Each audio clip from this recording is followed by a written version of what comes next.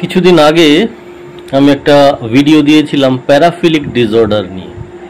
নারী শরীর নিয়ে সবসময় মনের মধ্যে চিন্তা, এবং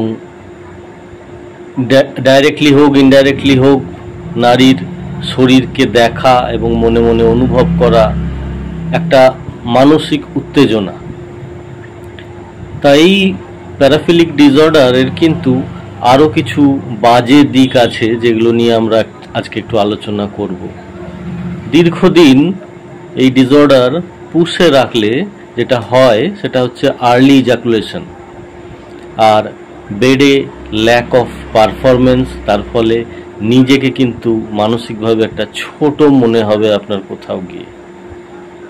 তা আপনাকে কিন্তু এই রোগ থেকে বেরোতে গেলে যেটা করতে হবে, এই জিনিসটা যে কিছু একটা স্পেশাল সেটাকে ভাবা বন্ধ করতে হবে।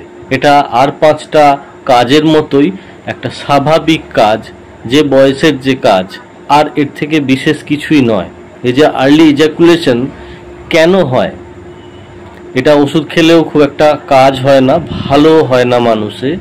তার কারণ হচ্ছে মস্তিষ্কের মধ্যে সবসময় একটা বিশেষ কিছু উত্তেজনা চলে আসছে যখনই এইটা নিয়ে আপনি ভাবনা চিন্তা করতে শুরু করছেন, এবং সেটা ভুল। আপনি শান্ত থাকুন, নিজেকে শান্ত রাখুন, আর এটা একটা নর্মাল কাজের মতন ভাবুন। সেন্সিটিভিটি যত বেড়ে যাবে আর্লি ইজাকুলেশন কিন্তু তত বেড়ে যাবে।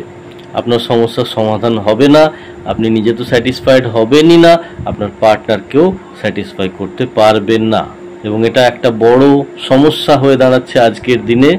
অনেক কাপল আমার কাছে আসছেন এই নিয়ে, তাদের সূত্রেই আমার এই ভিডিও আজকে করা। আর আশা করি বোঝাতে পারলাম। বাকিটা কাউন্সেলিংয়ের দ্বারা বোঝানোই সম্ভব, এখানে ভিডিওতে সব কিছু আলোচনা করা সম্ভব নয়। তা যারা এই ধরনের সমস্যায় ভুগছেন আসতে পারেন, তাদের জন্য সাইকো সেক্সুয়াল কাউন্সেলিং আমি করে থাকি। ধন্যবাদ, ভালো থাকবেন সকলে।